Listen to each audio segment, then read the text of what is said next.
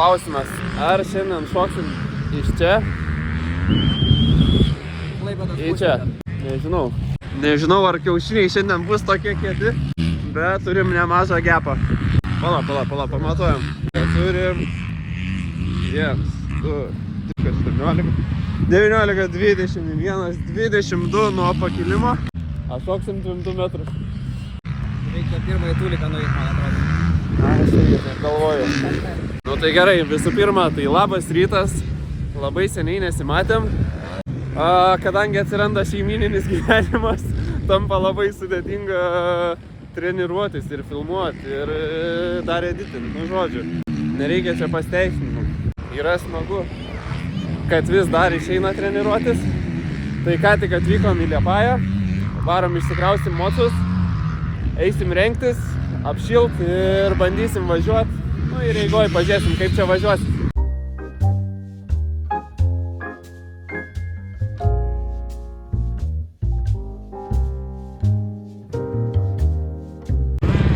Motociklai šyla, tai dedame šalmus ir pažiūrėsim, ką šiandien Liepaja paruošė.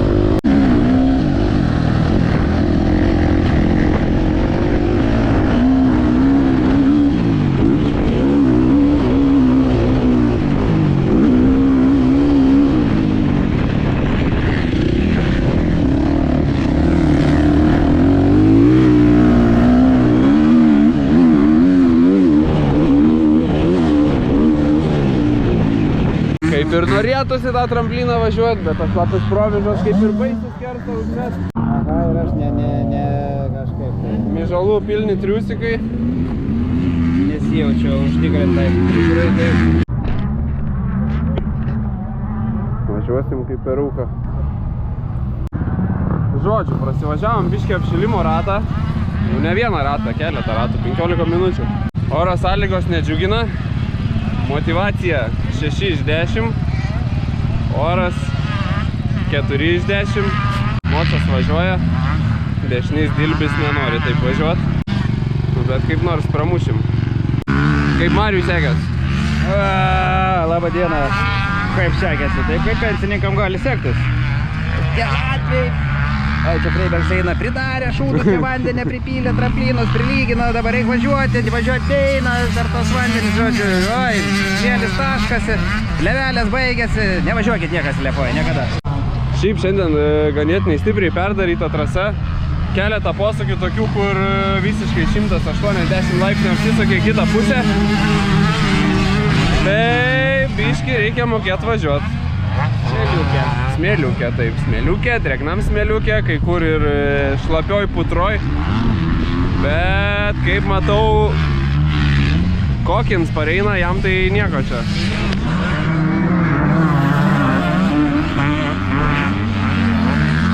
Ne, tai aišku, kai moki važiuoti nesvarbu, nei pas smėlį. Skaičiavo 62 metrai, skaičiavo savo pojom. Šiam 2 metrai, su liniuotė matau. Ar šiandien šoksim tą gepą? Nežinau. Ar kada nors šoksim? Sąlyga, kad nustos. Galbūt. Jo.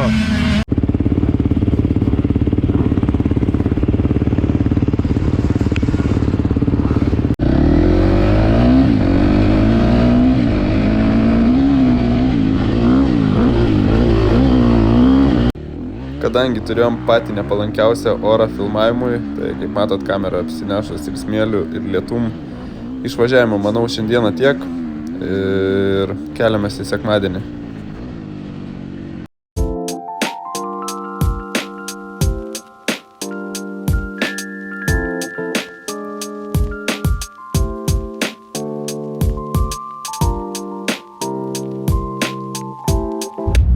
Persikeliam į kitą dieną ir 7 ryto vėl važiuojam į Liepają. Vakar daug neprifilmavom. Važiuojam šiandien atgal, antrą dieną iš eilės treniruotis. Pažiūrėsim, ar jėgos šiandieną neapleis. O pagaliau turim geresnį orą, saulutė po truputį kyla, dangus giedras. Manau, turėsim neblogą dieną, tai pasimatom ten.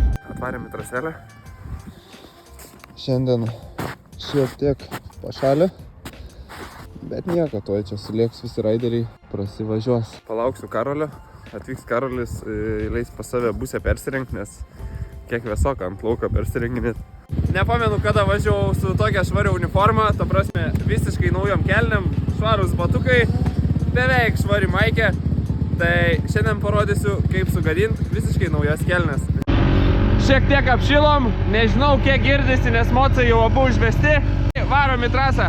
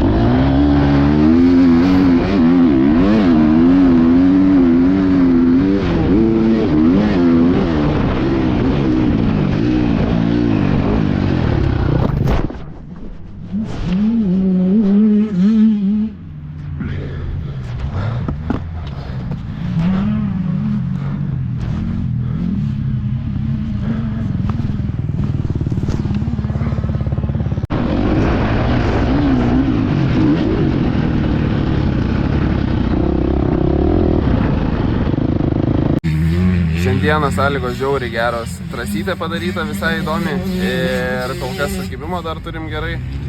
Duobių daug nėra. Tai faina. Šiandieną galima mėgautis. Tai žodžiu per daug ir netemsim. Truputį pailsim, pasidarysim dar porą važiavimų. Ir kaip šiam savaitgaliui bus gerai. Šokam į pirmą važiavimą.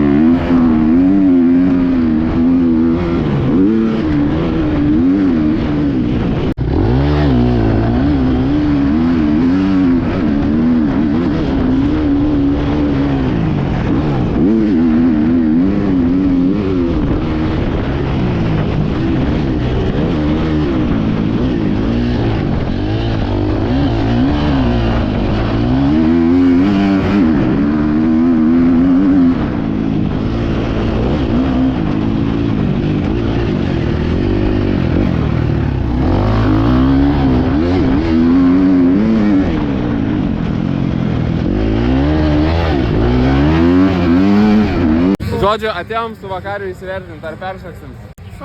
Šoksim? Turim tik tais tokį trampliniuką. Bet po žiemos miego kažko va tokie grinai. Bet paimsim dabar. Čiupsim. Fakt.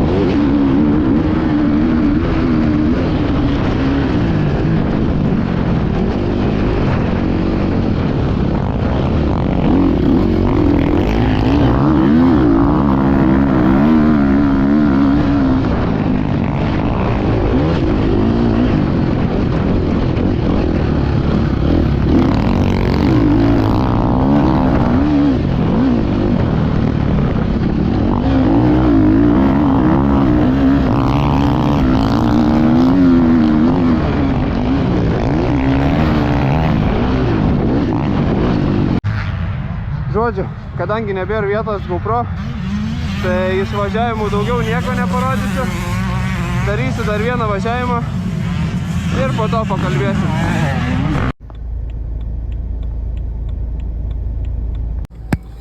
Kaip sakant, truputį prisivažinėjau.